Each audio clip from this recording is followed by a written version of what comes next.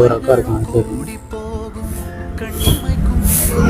அக்கா, சாப்பாடு இருக்கு வேணுமா? அக்கா, சாப்பாடு இருக்கு வேணுமா? சாப்பாடு இருக்கு வேணுமான்னு கேட்டேன். பிரிஞ்சி பிரிஞ்சி. ஆ, அதுதானே.